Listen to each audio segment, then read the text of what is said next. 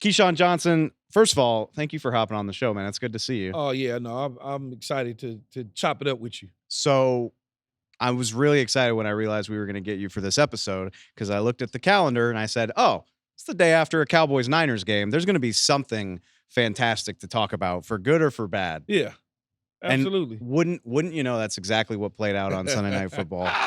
Dallas Cowboys fall to 3-4.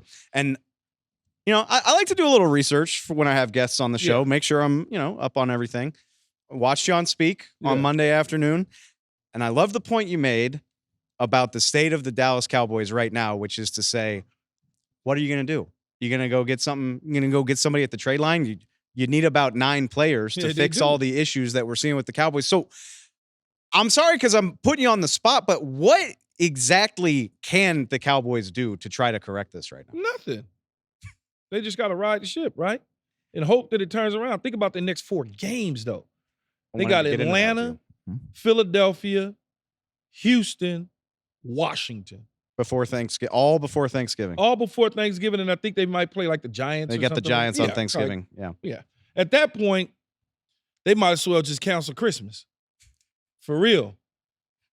Don't put the they kettles gotta go out at this least Christmas. 2-2. Anything short of 2-2, it's pretty much a wrap. I completely agree with you. And everything we've seen through the first 7 games of this season, I mean, they can't run the ball. They can't stop the run. I think everything starts there, but we could go down another half dozen reasons. But the reason I ask you how they can fix it, I agree with what you're saying, but Mike McCarthy's in a contract year. The whole coaching staff didn't get renewed contracts. Mike Zimmer signed on for a 1-year deal. Riding it out, to me, means that we're going to see massive changes with the Cowboys in January. Yeah, I don't think Mike McCarthy's coming back. I don't think Mike Zimmer will come back. I think that we'll see an entire new staff for the 2025 season. There's no question about it because I don't think anything short of an NFC Championship game appearance, whether the team is 3-5 now or whatever the case may be, if they were not going to make it to the NFC Championship game, he was probably going to wind up not being renewed anyway. With all of that in mind, and, I've been very critical. I covered the Cowboys for 10 years. I lived in DFW for 10 years. With all of that in mind, and knowing the shockingly low amount of resources that Jerry Jones and Stephen Jones put into the team in the offseason, $20 million on outside free agents, dead last in the league by a huge margin. Why even sign on for this last year of Mike McCarthy if this is what it was going to be? Because I don't know that I saw the Cowboys being this mediocre, but it certainly didn't look like a team that was ready to take the next step from what they were last year. Yeah, I don't know why they wouldn't just decide to just cut bait. But when you win 12 games, I guess you look at it and you go, okay, we won 12 games. We stubbed our toe in the playoffs against Green Bay. Maybe if we bring the coach back, because the offense was fine. Offense was scoring points and all those sort of things, that maybe we could flip the script, so to speak, and find some good in what's left in this situation with the players that we have. I'm assuming that's what they was thinking, and it's not going that way. You were in Dallas for 2 seasons. I think you were there on a 9-7 team, and then in a 6-10 team, or a season that didn't go so probably hot. Yeah.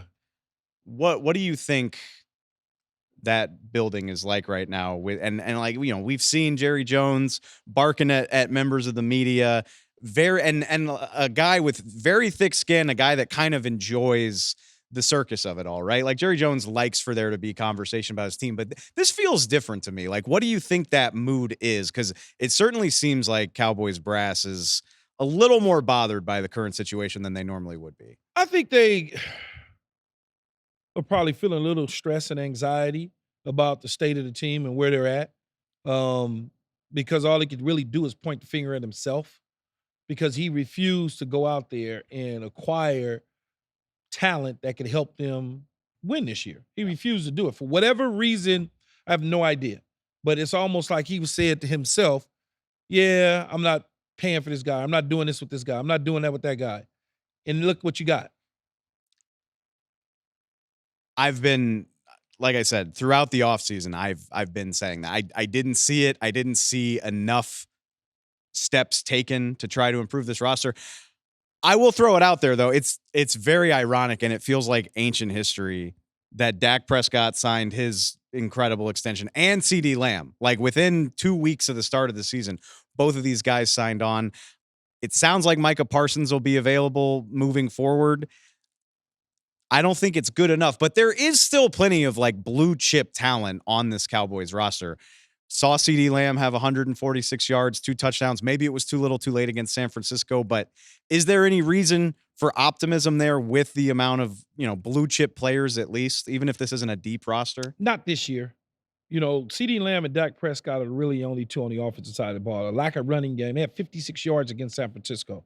They refused to run the ball, even though you signed Dalvin Cook and you brought him up off the practice squad. You didn't utilize him, right? Then defensively, there's no Micah Parsons, there's no Lawrence. They can't stop the run. Whenever you need this antidote of a running attack, just find a schedule to Dallas Cowboys because you can go for 200 yards. Yeah. I mean, it's like, think about the teams that they lost to. All of them gashed them in the running game. Every last one, from the Saints on down to what we saw in San Francisco, they all had 200 yards rushing. The Lions, the same. I mean, like teams just decided that this is how they're going to treat the Cowboys. Crazy thing is, it felt like they were playing better against the run on Sunday night, at least in the beginning. And then by the end of the game, San Francisco had more than 200 yards. Exactly. When you start off games and it looked a certain way, the game ain't won at the start. The game is won by the end. Completely. So a lot of people, it looked like they was playing really good in the first quarter. Yeah, a lot of teams look great in the first quarter. It's like the Lakers in basketball. Everybody's like, they're 3-0. Man, they got 80-something damn games to go, or 79 games to go. Like, yes, it looks great today. By the time we get to February, the Lakers still going to be rolling like that. Man, with what's going on with the Dodgers in this town, it would be wild if they were. That's a conversation for a different day. And on top of that, CeeDee Lamb, great. Micah Parsons, great. Dak Prescott could stand to raise his level of play this year. It doesn't feel like the depth on this team is there either. And I guess that's part of... They don't have any depth. I mean, Dorrance Armstrong and Dante Fowler followed Dan Quinn to Washington. Yeah, like it didn't make major news in the offseason, but this is what I was so concerned about. It did for people that pay attention to football. Thank you. Yeah, if you pay attention to football, then you know that he got some nice pieces from the Cowboys that he took to Dallas. Even the fact that Noah Brown plays in Washington prior to Houston. I mean, prior to Washington, he was in Houston. Prior to Houston, he was in Dallas. Yep. They allowed him to get away after they signed him, developed him, and then said, we don't want you. He goes to Houston, and now he's a hero in yesterday's game. This is the part where I also feel contractually obligated to mention that the Cleveland Browns got a better price for Amari Cooper than the Dallas Cowboys did 2 off seasons ago. Yeah, they let Amari Cooper walk out the door. Somebody that they desperately wish they had right now to lift some of the pressure off of CeeDee Lamb. I think it's dangerous, and I love your point about the schedule, and this thing looks crazy. I mean, you got the 5-3 Falcons. The Eagles look like they're rounding into form. Texans keep winning games, even if it's by the skin of their teeth on a lot of occasions. What, they lost 1 game this year? They've lost 2, but 2. Yeah. They're doing wonders. okay. Yeah, they're fine. My question for you is, my point really is, I get that it's the NFL. Maybe the Cowboys can find a way to steal a win here or a win there. Maybe it'll be better than it looks. But if they can't, one thing I'll say about the Cowboys is it's very rare for them to be out of the conversation. Like you said a minute ago, cancel Christmas. It's very rare for the Cowboys to be out of the conversation before the holidays even get rolling. What do you think? They're 3-5. They're Cowboys. They're 3-4 right now. I mean, 3-4. My bad. They're 3-4. 4 games. Hell of a 4-game stretch that's coming. Let's say that they split. They go 2-2. That's 6 losses at Thanksgiving. There's no way they can rebound from that. That doesn't even, it doesn't necessarily lighten up either. I mean, Cincinnati's still on this schedule, Tampa Bay, and 2 more games against Philly and Washington. That's way close to the end of the season, but that's the thing that concerns me is this could be uncharted territory. Typically, when a season gets away from the Cowboys, it's because Dak Prescott got hurt or Tony Romo got hurt a couple times, and it really sent things off the rails. This feels like it could go off the rails with everybody relatively healthy, and that's a crazy prospect. Yeah, and the teams that they've beaten, Cleveland Browns, the New York Giants, and a hope and a prayer at the last second touchdown throw from Dak Prescott to beat Pittsburgh. They got out of there with a prayer. Think about that. Literally the last snap. So it's not like they're beating teams that's good. You know, Pittsburgh's a good team, but they don't have any signature wins. Not against the elite of the NFL's. No, not at all. So let me ask you this, and I mean, it sounds like we're pretty well in lockstep on this. And the rate it's going, it's hard to imagine a world where Mike McCarthy gets renewed. I agree with you. NFC Championship game, yeah. Outside of that, no. Okay, to get us there, or even to get us into a world where we can imagine the Cowboys being playoff contenders at the end of this season, I think I know the answer, but can you draw up a reason for optimism? Is if Dak and CeeDee just go ape shit together, the problem is those 4 games we just laid out. Yeah. They've got to at least go 2-2 to even have a hope and a prayer to stay afloat. Because at least if you go 2-2, you're 5-4. Yeah. I mean, I'm sorry, you're 5-6. 5-6, yeah. You're 5-6, and you still can scratch and claw, and you get that mini bye after Thanksgiving. You can kind of refocus. But even going 5-6, what you want to beat, you want to beat Washington and Philly. Those are your targets, because you're 1-3 in the conference right now. Yeah. So you don't want to drop more conference games. You want to beat those 2 in your division. You know, Atlanta and Houston, they're in the AFC. Okay, that's cool. That comes down to a tiebreaker scenario, whatever. But you at least, if you could beat Philadelphia and Washington, you could really save your season. Dallas has historically, under Dak Prescott, owned the NFC East. Like, that's the one thing. And I think I heard you talking about this on Speak as well. They've owned the NFC East. Great. That's because the Giants and Commanders have been bad, awful for most of that time. The Commanders aren't good. Bad anymore. Not only are they not bad, Philadelphia and Washington can run the hell out of the football. Yeah. And I think that's where every conversation about this team starts for me until I see something else. Is like, if you can competently run the football, I don't see how the Cowboys have a chance to beat you. And so it's crazy to think. I did not think the Cowboys were going to win 12 games this year. I didn't think they were going to win the division. I did think they were going to be in it until the end of the year. And sitting here right now, I don't know, man. It doesn't feel likely. Time to move on. You said it, not me, but man, it feels more possible than ever that is the case. It's going to be very interesting if that happens, changing the coaching staff, but you are committed to the quarterback. The quarterback's fine. I don't have a problem with the QB.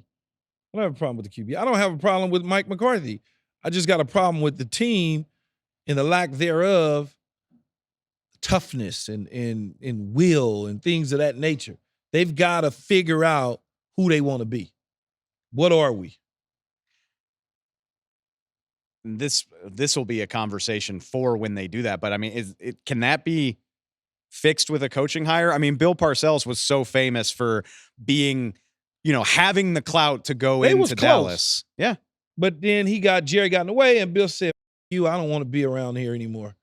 But he started to turn the program around. Is there, I hate to say that name, the most Belichick? That's the one. But I don't know if Belichick can get along with. It's such a these older coaches like that, they don't want to think about it. He dealt with Mr. Kraft. Mr. Kraft never got in the way. Right. 20 years he wasn't in the way. You don't want to. These coaches don't want to deal with owners that's constantly having press conference, constantly meddling. Unless he changes his approach. Maybe Bill changed his approach. Maybe he doesn't care anymore. I don't know. Bill Belichick dealing with an owner that speaks to the media 4 times a week would be would be must-see TV. questioning his play calling like he did Mike McCarthy, right? Bad routes and bad routes and concepts. play concepts. That would be something to watch. I mean, is that – and everything about Jerry Jones suggests – he moved on from Jason Garrett, and he said, if I'm going to let go of a coach that I spent 10 years developing, I want a guy who's been there and done that. And that was Mike McCarthy. Well, if winning a Super Bowl isn't good enough to get it done in Dallas, then maybe that is the only guy that Jerry Jones would consider. Yeah, but there's Vrabel. There's Pete Carroll. And then I'm sure there's somebody else that's floating around out there. I'm curious to see, and I know we're getting way ahead of ourselves, but if Jerry Jones would insist on that strategy again of like the proven NFL head coach, as opposed to, the names we're going to hear all through the winter, like Ben Johnson, the OC in Detroit, and some of those, the hot shot offensive minded guys that maybe come in. Maybe you go steal somebody's coach. An income like a current NFL, Yeah. That would be wild. Yeah. I mean, it's the power of the star, so I can't rule it out. But how often do you see a sitting NFL head coach leave for an NFL opening? Depending on what their dream is, like you think of I don't know, you think of a situation where we was able to go get John Gruden and bring him to Tampa from Oakland. Right. The Jets were able to go get Parcells from the New England Patriots after going to the Super Bowl. So it can be done, but I don't know who's out there that you could go, like, who would you go clip? I think it's such a weird crossroad for the Cowboys because, like, this isn't good enough. But what is the next step? And, I mean, I think that's going to fall on Jerry and Stephen Jones, assuming we get to that. Yeah, I don't know who you could go clip, but there may be a coach out there. I think can I be honest with you? I'm more interested by this than 10 more games of whatever the Dallas Cowboys are putting out there right now. Yeah, absolutely. We'll see if they can turn it around, man. Like I said, I didn't have high expectations. They say, what's it worth to you? To turn it around? To go get a coach. Yeah, I mean, like I said, that's what we're going to have to find out. And whether it's, I mean, Belichick is the obvious one and the one that we'll be talking about until he takes a job somewhere, but there's half a dozen different ways to do this. And I guess it's going to fall on ownership to figure out what that is, whether they want to try. I mean, it would be eerie to see, because the Parcells situation is so similar, Yeah. It would be eerie to see them try that again with the tried and true head coach. Jimmy Johnson, Bill Parcells, and Bill Belichick are all kind of together. They all like friends or whatever you want. So Jimmy had bad experience with the Cowboy situation with Jerry Jones, even though he was a friend of his and da. Does he say, yeah, you could do this? Or does he say, man, I wouldn't do it? At the end of the day, though, kind of what you're talking about with like going to get another team's coach. Like if the Dallas Cowboys want to give you a shot and the prestige that would come with bringing them back to their former glory, I think a lot of head coaches would be tempted to give that a shot. See, like, do you go get Sean McDermott, right? Oof. Do you go steal him from a Buffalo? Like, that's the type of coach I'm talking about. Like, do you go get a guy who is there but not quite there? I mean, there maybe have been, every time the Bills lose a bad game, you get questions about Sean McDermott. I think but that's you just try to steal that, right? Yeah, no. I mean, he's built one of the most consistent programs in the NFL right now. Do you look at Sean McVay and say, hey, man, it's the Dallas Cowboys? Do you try to steal him? That would be, I can't say it would be unprecedented, but man, it would be wild to see, especially with where things are headed for the Cowboys. And this feels like it's headed miracles with quarterbacks. Yeah. So I don't know. I'm just throwing it up there to see if it sticks. I mean, at this point, that's all you can do with the Dallas Cowboys. Is if they're going to move on from Mike McCarthy, they got to find a coach. We'll see where it goes, man. I always, it's dangerous to just assume that things are going to stay bad. I know that's not how the NFL works, but like I said, when every opponent you play can get 200 yards on the ground, it's hard to see this thing having literally every opponent. Literally every opponent. It's hard to see this thing having a happy ending. It's fun to talk through some of the possibilities with you. That we'll have to have you back on as we've got a little anytime, more, man. When we've got a little more clarity about this. Anytime. We'll check in. But man, the vibes in Dallas about as rough as I can remember any time in recent history anyway. But Keyshawn Johnson, man, Thanks it's a lot, fun having Dave. you on. Yeah, I'll talk to you Appreciate soon, it. man. All right, Thanks. thanks.